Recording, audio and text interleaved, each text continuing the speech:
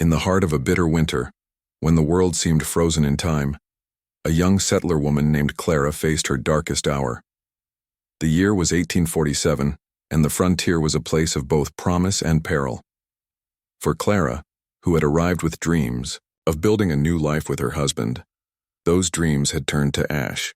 Her small cabin, nestled deep in the wilderness, had once been a haven of hope.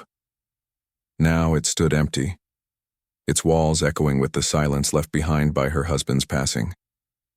He had succumbed to fever just weeks earlier, leaving Clara alone with their newborn son. The settlement where they had lived, a cluster of rough-hewn cabins surrounded by endless forest, had never been kind to outsiders. The settlers were a tight-knit group, bound together by shared struggles and suspicions of anyone different. When food supplies dwindled during the harsh winter months, tensions ran high. Whispers spread like wildfire, accusing Clara of hoarding grain and refusing to share with her neighbors. It didn't matter that she barely had enough to feed herself and her baby. The accusations stuck. Fueled by hunger and fear, the settlers made a cold decision. They cast her out. On the morning of her banishment, Clara stood at the edge of the settlement, clutching her baby close to her chest. The child slept peacefully, unaware of the storm, brewing around him. Wrapped in a thin shawl, Clara watched as the other settlers turned their backs on her, their faces hard and unyielding. No one spoke a word of comfort or apology. Instead, they handed her a sack containing a loaf of stale bread and a single blanket, before pointing toward the vast wilderness beyond. "You brought this on yourself," one man muttered under his breath, his voice sharp with anger. Clara said nothing. What could she say?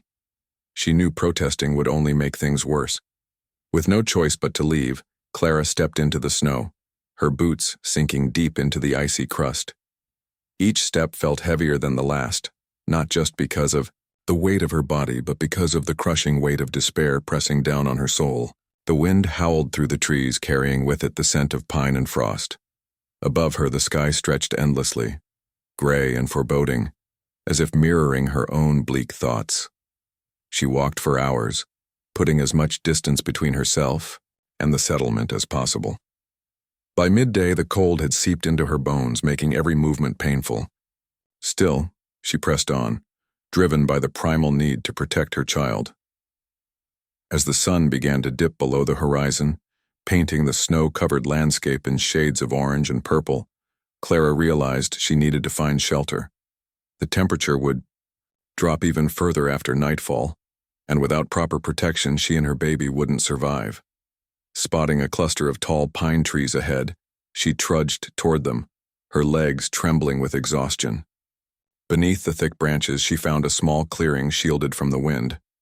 Using her hands, she cleared away some of the snow and laid down the blanket. With shaking fingers, she unwrapped her son and checked his tiny face, relieved to see that he was still breathing steadily. Tears welled up in her eyes as she wrapped him snugly again, whispering soft words of reassurance. Clara tried to focus on practical matters, forcing herself to think clearly despite the haze of fatigue and fear. She broke off pieces of the stale bread and chewed slowly, savoring each bite to stretch the meager meal as long as possible. Then she tore off a small piece and gently placed it in her mouth before offering it to her baby, letting him suckle the softened crumbs. It wasn't much, but it was all she had.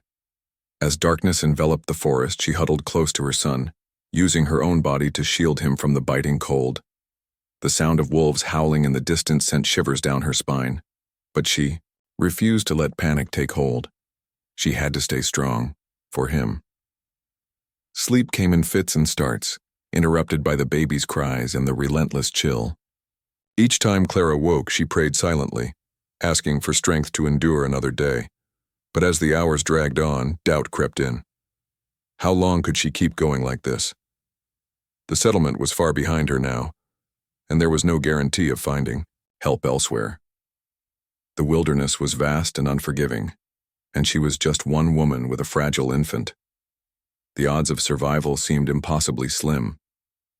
By the time dawn broke, casting a pale light over the snowy expanse, Clara's resolve was wavering. Her body ached from the cold and her mind was clouded with exhaustion. Yet as she gazed at her sleeping son, a flicker of determination ignited within her. He was so small, so vulnerable, yet he fought to live with every breath he took. If he could endure, so could she. Summoning what little energy she had left, Clara gathered her belongings and prepared to continue her journey. She didn't know where she was headed, but staying put meant certain death. Moving forward, no matter how uncertain the path, offered at least a sliver of hope. As she stepped out from beneath the pines, Clara scanned the horizon, searching for any sign of refuge. In the distance, she thought she saw movement, a shadow flitting between the trees. At first, she dismissed it as her imagination playing tricks on her. But then, she caught sight of it again, closer this time. Her heart raced as she realized she was being watched. Fear gripped her, rooting her to the spot. Were these more settlers come to finish what they started? Or something worse? Wild animals drawn by the scent of weakness. Clutching her baby tighter, Clara braced herself for whatever might emerge from the forest. But instead of hostility, what followed was unexpected. From the trees stepped a figure clad in buckskin and furs, his face painted with bold streaks of red and black. Behind him stood several others, their expressions unreadable. Clara's breath hitched in her throat as she stared at them, unsure whether to run or beg for mercy. The leader of the group approached cautiously, his dark eyes studying her with a mix of curiosity and concern. Though fear still coursed through her veins, Clara noticed something in his gaze that gave her pause, not malice but compassion.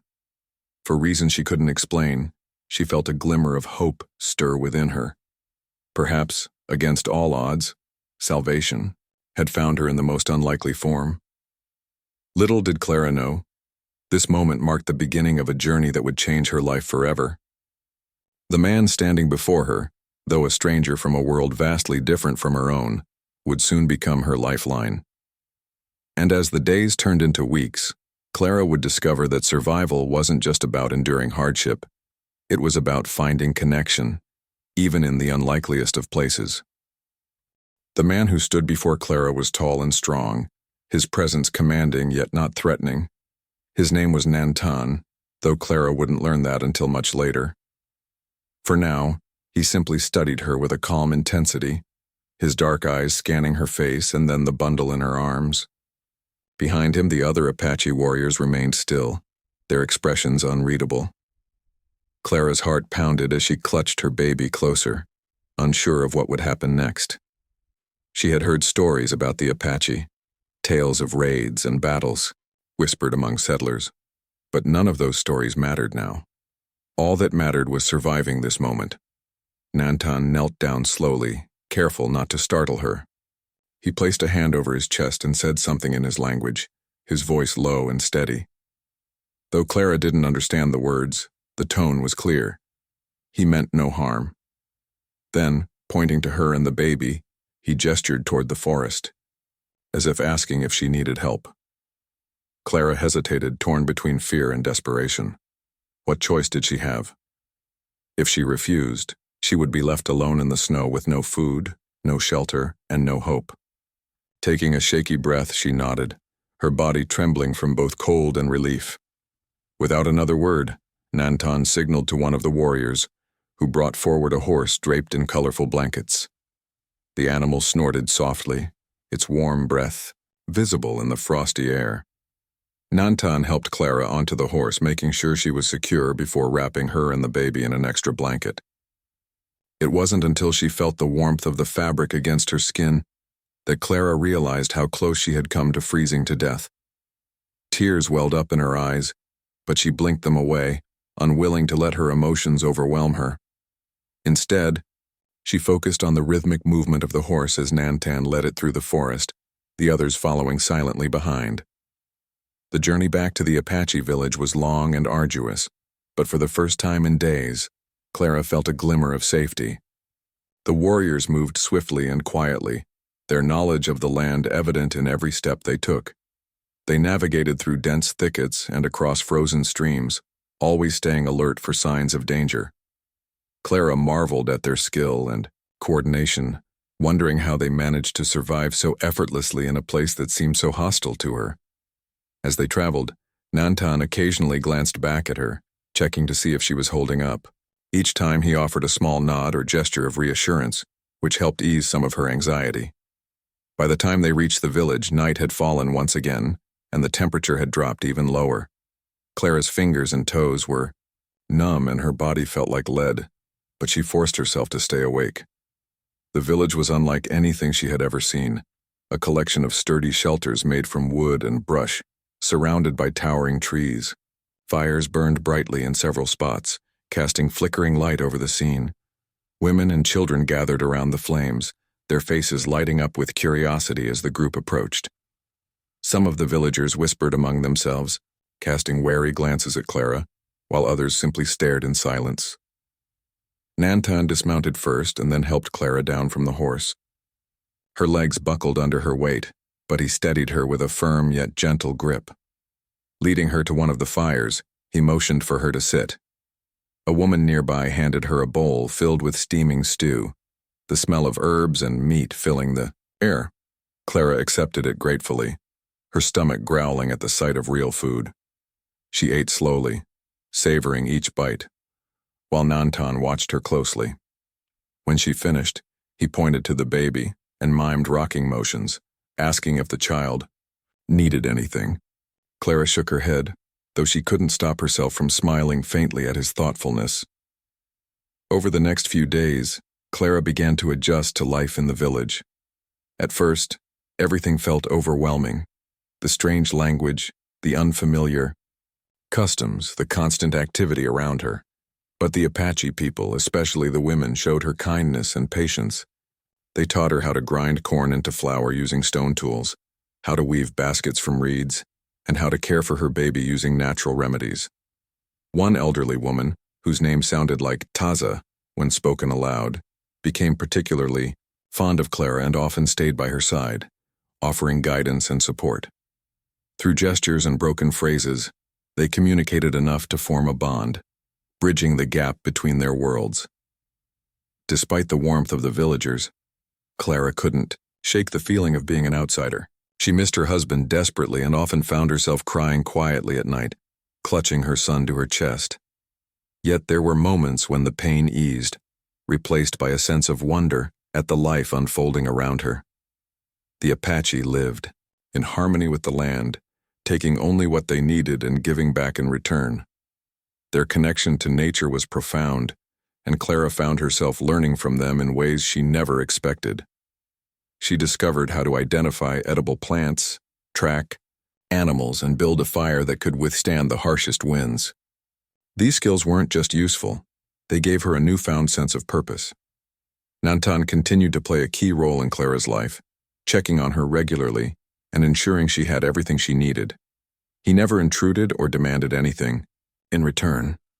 Instead, he treated her with quiet respect, acknowledging her strength without pitying her weakness. Over time, their interactions grew more frequent, and Clara began to look forward to seeing him. There was something comforting about his presence, something that made her feel less alone in this strange new world. Whether it was sharing a meal, by the fire, or walking together through the forest, their bond deepened with each passing day. One evening, as the sun dipped below the horizon, painting the sky in hues of orange and pink, Nantan invited Clara to join him on a walk. They strolled along the edge of the village, the crunch of snow beneath their feet the only sound breaking the silence. Nantan stopped suddenly and pointed to a distant mountain peak, its snow-covered summit glowing in the fading light. Using simple gestures, he explained that it was sacred to his people, a place where spirits dwelled. Clara listened intently, captivated by the reverence in his voice.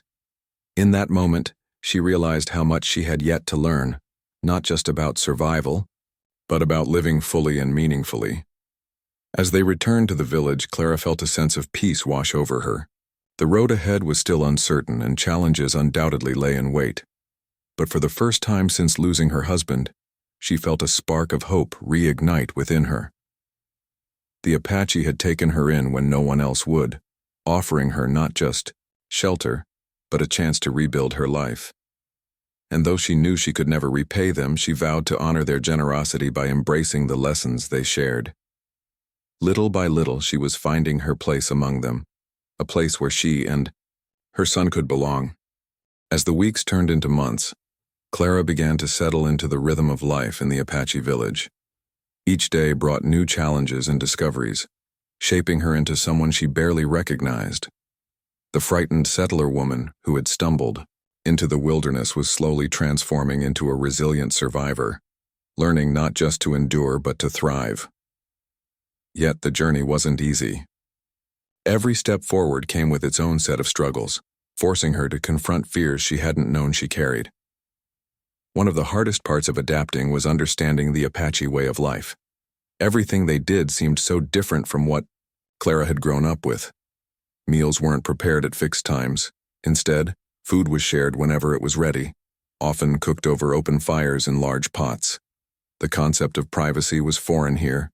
People lived closely together, sharing everything, from chores to laughter. At first, this closeness overwhelmed Clara. She missed the quiet solitude of her cabin, the small routines that had once grounded her. But as time passed, she began to see the beauty in their communal living. There was always someone willing to lend a hand, whether it was helping her carry water or teaching her how to weave a basket without tearing the reeds. The language barrier remained one of the biggest hurdles. Though some of the villagers spoke broken Spanish or English picked up from traders, most communication happened through gestures and expressions. Clara spent hours practicing words and phrases, repeating them until they felt natural on her tongue. The children were her best teachers, giggling when she mispronounced something, but patiently correcting her all the same. Their laughter became a constant source of joy, reminding her of the innocence her own son would soon grow into. Watching him play with the other children filled her with a bittersweet happiness. He was thriving, his chubby cheeks rosy from the fresh air and good food. For the first time since his birth, Clara allowed herself to dream of a future where he might grow strong and healthy. Nantan continued to be a steady presence in her life, his kindness unwavering.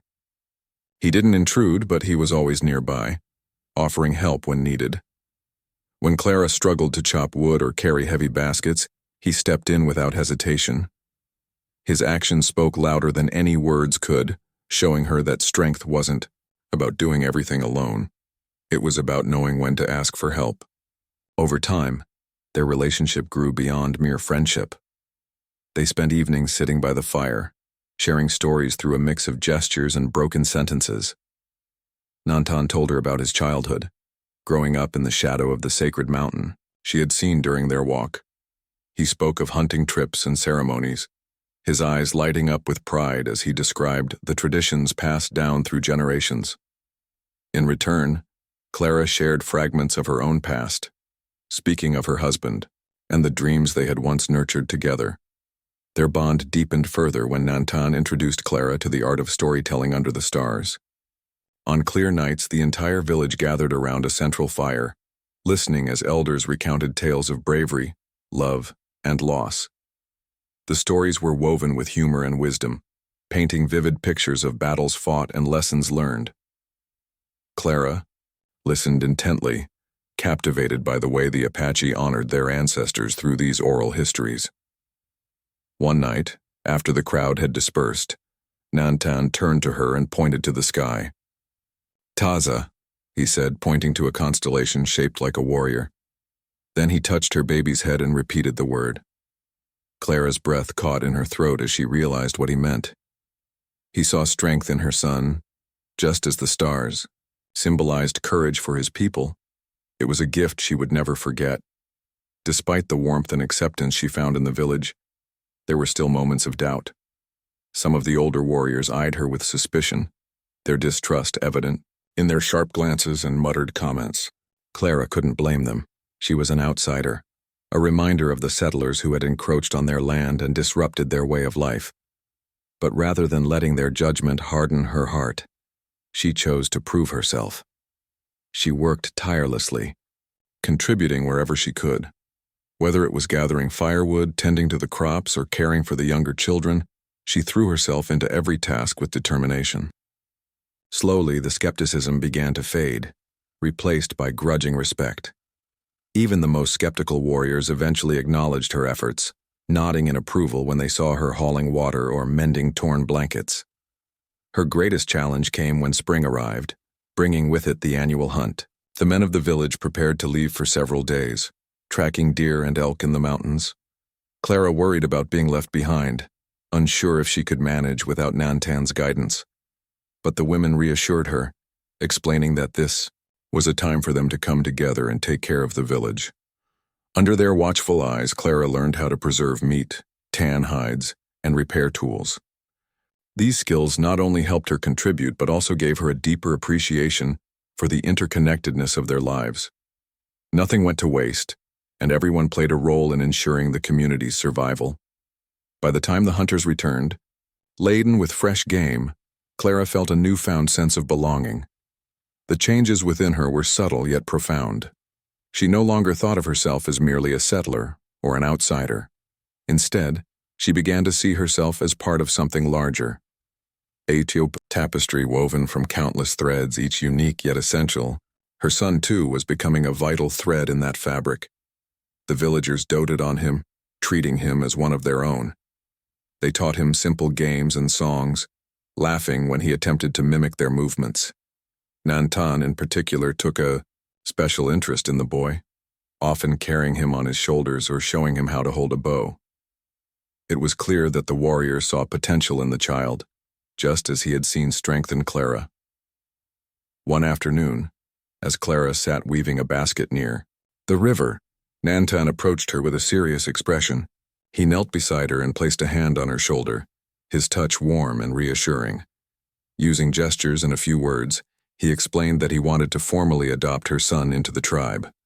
It was a gesture of inclusion, a way of ensuring the boy would always have a place among them. Tears welled up in Clara's eyes as she nodded her agreement. She knew this was more than just an act of kindness. It was a promise, a commitment to the future. That evening, during a small ceremony attended by the entire village, Nantan wrapped a feathered necklace around the boy's neck, declaring him Taza, a name that meant strength. The crowd cheered, welcoming the child into their fold with open arms. As the celebration continued late into the night, Clara reflected on how far she had come. The road ahead was still uncertain, filled with challenges she couldn't predict. But for the first time in a long time, she felt hopeful. The Apache had given her more than shelter and food. They had given her a family. And though she would always carry the memories of her old life, she knew she had found a new home, one built on resilience, compassion, and love. As the seasons changed, so did Clara's role in the Apache village. Spring gave way to summer, and the land came alive with vibrant colors and sounds. Wildflowers bloomed across the hillsides, their sweet fragrance carried by the warm breeze. Birds sang from the treetops and streams swelled with melting snow, creating a symphony of life that seemed almost magical after the long, harsh winter. For Clara, this newfound abundance brought both relief and responsibility. She was no longer just a guest or an outsider. She had become an integral part of the community, contributing to its survival and sharing in its joys. The days were busy, but fulfilling. Clara rose early each morning, helping the women gather herbs and berries from the forest. They taught her which plants were safe to eat and which had healing properties, passing down knowledge that had been preserved for generations. She learned how to identify the bright red berries of the chokecherry bush and the delicate purple flowers of the wild lavender. These lessons weren't just about survival. They were about connection, linking her to the earth in ways she had never imagined. As she worked alongside the other women, laughter often filled the air, lightening even the most tedious tasks. Their camaraderie reminded her of the friendship she had left behind, yet it felt deeper somehow, rooted in shared purpose rather than convenience. Nantan remained a constant presence in her life, his bond with Clara growing stronger with each passing day. He often joined her during the evenings, sitting quietly as she prepared meals or cared for her son. Sometimes they would walk together along the riverbank, listening to the water rush over smooth stones. These moments were simple but meaningful, allowing them to connect without the need for words. Nantan's patience and kindness continued to surprise Clara. He never pushed her to do anything she wasn't ready for, instead giving her space to grow at her own pace. Yet, he was always there when she needed him, offering guidance or simply lending an ear when she wanted to talk. One afternoon, while gathering firewood near the edge of the forest, Clara stumbled upon a group of children playing a game. They were chasing one another, laughing and shouting as they darted between the trees.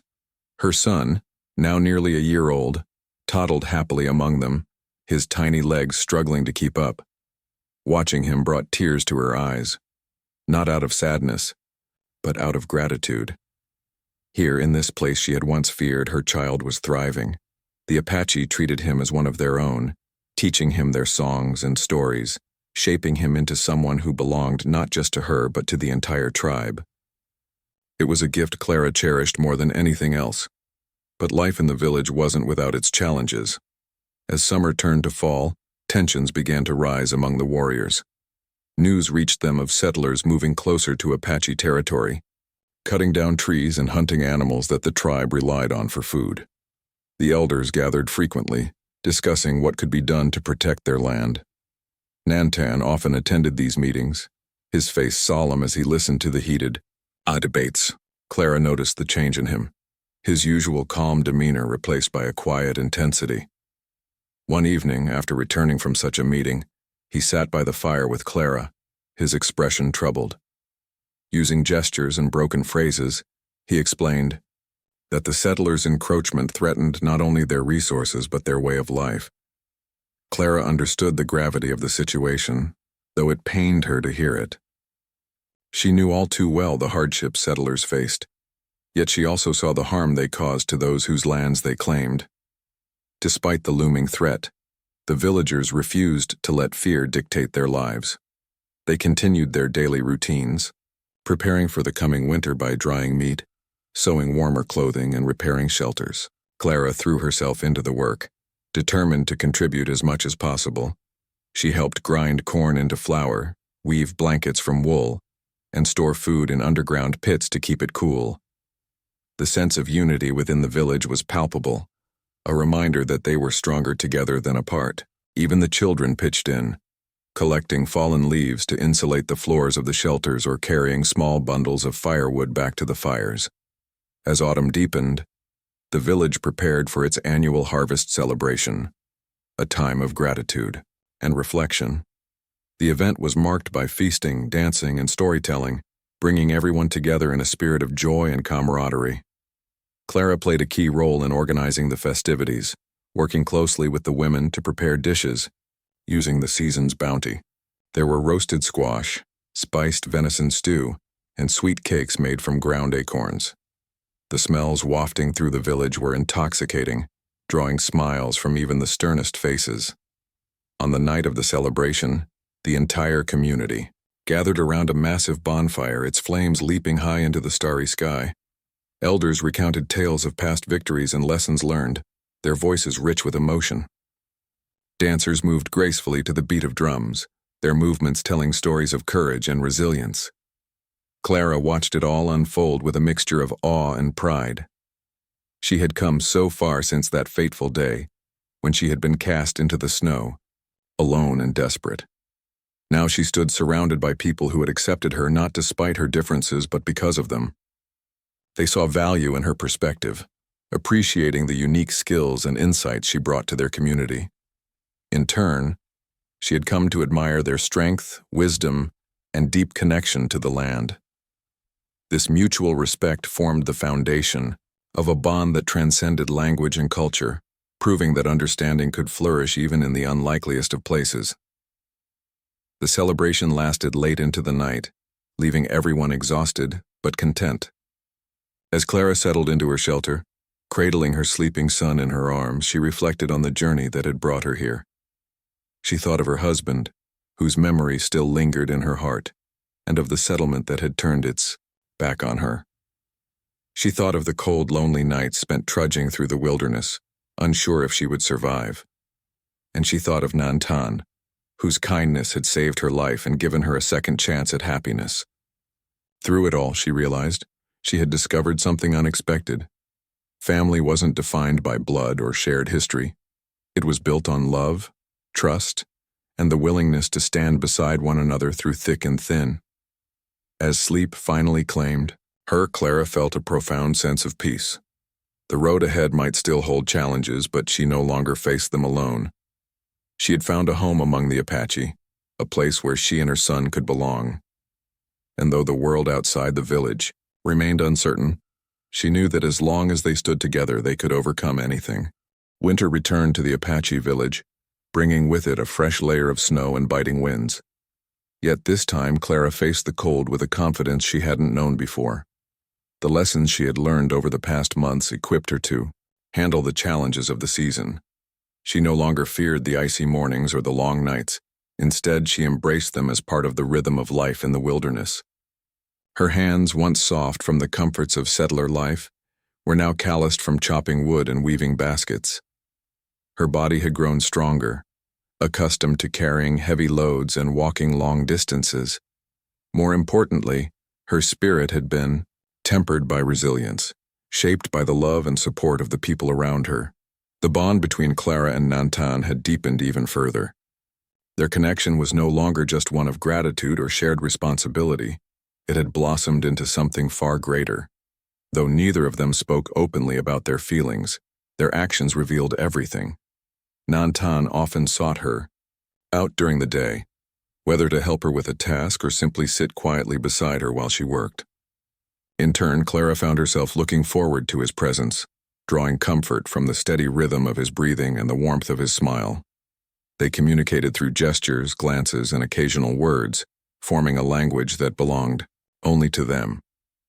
It wasn't perfect, but it was enough, a testament to the power of understanding beyond words.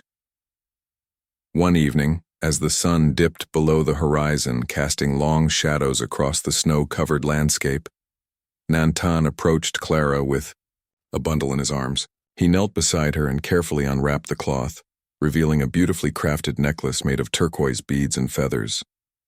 His dark eyes met hers, and for a moment, he said nothing. Then, using simple phrases mixed with gestures, he explained that the necklace was a gift, an offering of protection and love. Clara's heart swelled with emotion as she accepted it, her fingers trembling as they brushed against the smooth stones. She didn't need words to understand what this meant. It was a promise, a declaration of something deeper than friendship or companionship. From that day on, she wore the necklace always, its weight resting gently against her chest like a reminder of the bond they shared. Life in the village continued much as it had before, though tensions remained high due to the growing threat of settlers encroaching on Apache territory. Scouts frequently returned with reports of wagon trains passing nearby, cutting down trees and hunting game indiscriminately. The elders convened regularly to discuss how best to protect their land, weighing the risks of confrontation against the need to preserve their way of life. Nantan became increasingly involved in these discussions, his role as a warrior demanding more of his time and energy. Clara noticed the toll it took on him. The lines etched into his face grew deeper, and his shoulders seemed heavier when he returned from meetings. Yet he never complained, always putting the needs of the tribe above his own. Clara did what she could to support him, preparing meals and ensuring he rested whenever possible. She also threw herself into helping the other women prepare for potential conflict. They sewed extra clothing for the warriors, sharpened weapons, and gathered supplies to last through any prolonged skirmishes. Despite the uncertainty looming over them, the villagers refused to let fear dictate their lives. They continued their daily routines, finding solace in the familiar rhythms of work and community. For Clara, this sense of purpose was vital. It reminded her that even in the face of danger, there was still beauty to be found. In the laughter of children playing in the snow, in the quiet moments shared by the fire, and in the unspoken strength of those who stood together. As the weeks passed, the tension outside the village began to seep inward. Some of the younger warriors grew restless, eager to take action against the settlers who threatened their home. Arguments broke out during gatherings, voices rising in frustration and anger. Clara watched nervously, unsure of what might happen if tempers boiled over. One evening, after a particularly heated debate, Nantan took her aside and explained as best he could that some of the men wanted to launch raids on the settler camps. His expression was troubled, torn between loyalty to his people and concern for the consequences such actions might bring. Clara listened quietly, her heart aching for the difficult choices he faced. She knew better than most the desperation that drove settlers to claim new lands, but she also understood why the Apache felt compelled to defend what was theirs. That night, as they sat together by the fire, Clara reached for Nantan's hand, holding it tightly in her own. She didn't have the words to ease his burden, but she hoped her presence might offer some measure of comfort. They sat in silence for a long time, watching the flames flicker and listening to the wind whistle through the trees. Eventually, Nantan spoke softly, his voice barely audible over the crackling fire. "We must protect," he said, repeating the phrase several times until Clara nodded in understanding. It was a simple statement, yet it carried the weight of centuries, of ancestors who had fought to preserve their way of life and pass it down to future generations. Clara realized then that this struggle wasn't just about survival, it was about identity, about preserving the essence of who they were as a people. Despite the looming threat, moments of joy still managed to shine through. One crisp morning, as the first light of dawn painted the sky in shades of pink and gold, the village awoke to the sound of laughter. A group of children, including Clara's son, had discovered a patch of ice near the river and were sliding across it, their giggles echoing through the stillness. Clara joined them, unable to resist the infectious delight spreading among the young ones. Watching her son laugh and tumble in the snow filled her with a bittersweet happiness. He was growing so quickly, his tiny frame becoming sturdier with each passing day.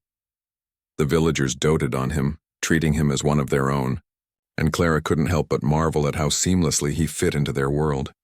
He was Taza now, a name that carried meaning and pride, symbolizing not just his individual strength but the unity of two cultures coming together. As winter wore on, Clara found herself reflecting more and more on the journey that had brought her here. She thought of the hardships she had endured, the loss of her husband, the betrayal of her fellow settlers, the bitter cold that had nearly claimed her life. Yet she also thought of the kindness she had encountered, the unexpected family she had found among the Apache. They had taken her in when no one else would, offering not just shelter but acceptance. Through their generosity, she had discovered a new way of living, one rooted in connection, respect, and harmony with the natural world. These lessons had changed her in ways she never could have imagined, shaping her into someone stronger, wiser, and more compassionate. Nantan, too, had played a pivotal role in her transformation. His unwavering support and gentle guidance had helped her navigate the challenges of adapting to a new culture. More than that, he had shown her that love transcended boundaries, be they of language, tradition, or background. Together they had built something extraordinary, a partnership forged not out of convenience but out of mutual respect and trust. As she looked at him sitting beside her, his face illuminated by the glow of the fire, Clara felt an overwhelming sense of gratitude. He had given her not just a second chance at life, but a reason to keep moving forward no matter what lay ahead. By the time spring began to creep back into the land, melting the snow and awakening the earth, Clara knew she had truly found her place. This village, these people, and this life. They were hers now. And though challenges undoubtedly lay ahead, she faced them with courage, knowing she was not alone. With Nantan by her side and her son nestled safely in her arms, she stepped boldly into the future, ready to embrace whatever came next. Spring brought renewal to the Apache village as it did every year. The snow melted away, revealing the earth beneath, soft and ready for new growth. Streams swelled with fresh water, and the air carried the sweet scent of blooming flowers. For Clara, this season felt different. It wasn't just the warmth returning to the land, but the warmth in her heart. She had come so far since that fateful winter when she had been cast into the wilderness, alone and afraid. Now, she stood, surrounded by people who had become her family, a community that had embraced her despite their differences. As the days grew longer, so too did her sense of belonging. The bond between Clara and Nantan had deepened into something unbreakable. Their connection was no longer defined by words or gestures. It was woven into the fabric of their daily lives. They worked side by side, sharing tasks and responsibilities with ease. When Nantan went hunting, Clara prepared the arrows and checked the straps on his bow, ensuring he was ready for whatever lay ahead. In return, he always brought back extra game for her and their son, making sure they never went hungry. These small acts of care spoke louder than any declaration of love could have. Together, they formed a partnership built on trust, respect, and an unspoken understanding of what the other needed. Their son, Taza, had grown into a lively toddler, full of curiosity and energy. He was adored by everyone in the village, treated as both a settler child and an Apache one. The women taught him songs in their language, while the men showed him how to hold a bow or track animals in the forest. Clara watched with pride as he ran barefoot through the fields, laughing alongside the other children. His laughter was infectious, filling the air with joy and reminding everyone of the innocence and hope that children brought into the world. For Clara, seeing him thrive among the Apache was proof that love and acceptance could bridge even the widest divides. Yet, life was not without its challenges. The threat of settlers encroaching on Apache territory loomed larger than ever. Scouts reported frequent sightings of wagon trains passing nearby, cutting down trees and depleting resources that the tribe depended on. The elders continued to meet, debating how best to protect their land and way of life. Some argued for peace, hoping to negotiate boundaries with the newcomers, while others called for action, believing that only force would make the settlers respect their claims. Nantan found himself caught between these opposing views, torn between his duty as a warrior and his desire to avoid unnecessary bloodshed. Clara saw the weight of this burden in his eyes. Each night, after returning from meetings, he sat quietly, by the fire, staring into the flames as if searching for answers. She didn't press him for details, knowing that some thoughts were too heavy to share. Instead, she stayed close, offering silent support simply by being there. Sometimes, she reached for his hand, holding it tightly as if to remind him that he wasn't alone. On other occasions, she sang softly, lulling Taza to sleep with a melody that seemed to soothe them all. These quiet moments became sacred, a refuge from the uncertainty swirling around them. One evening, as the sun dipped below the horizon, painting the sky in shades of orange and purple, Nantan turned to Clara with a look of determination. Using gestures and broken phrases, he explained that he had made a decision. He would lead a group of warriors to speak with the settlers, not to fight, but to negotiate. It was a risky move. There was no guarantee the settlers would listen, but Nantan believed it was worth trying. Peace, he said, was better than war, even if achieving it meant putting himself in danger. Clara's heart clenched at the thought of him facing potential hostility, but she understood why he felt compelled to act. This was his home, his people, and he would do whatever it took to protect them. The next morning, as Nantan prepared to leave, the entire village gathered to see him off. The women handed him bundles of food and supplies, while the elders offered prayers for his safety. Clara stood with Taza in her arms, watching as Nantan mounted his horse. Their eyes met, and for a moment, time seemed to stand still. Then, with a final nod, he turned and rode away, leading a small group of warriors toward the settler camps. Clara watched until they disappeared over the horizon, her heart heavy with worry, but also filled with pride. She knew that whatever happened, Nantan would face it with courage and honor. Days passed slowly, each one feeling longer than the last. Clara threw herself into her work, trying to distract herself from the gnawing anxiety in her chest. She helped. The women weave baskets, grind corn, and care for the younger children, keeping busy to stave off fear.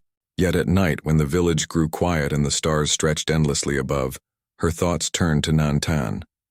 She prayed silently, asking for his safe return and for wisdom to guide those who sought peace.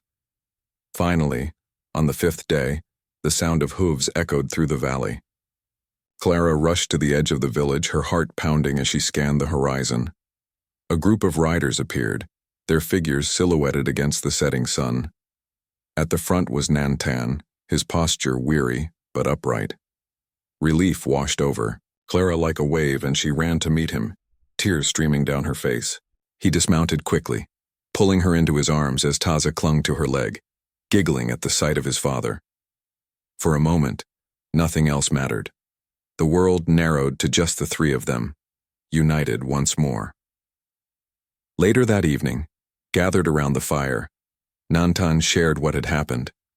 The meeting with the settlers had been tense, marked by mistrust and misunderstanding. But through patience and persistence, they had managed to establish a fragile truce. The settlers agreed to stay clear of certain areas, respecting the Apaches' need for space and resources. It wasn't a perfect solution, but it was a start, a foundation upon which future peace could be built. The villagers listened intently, their faces lighting up with cautious optimism. Though challenges undoubtedly lay ahead, they celebrated the victory, knowing it had been hard won.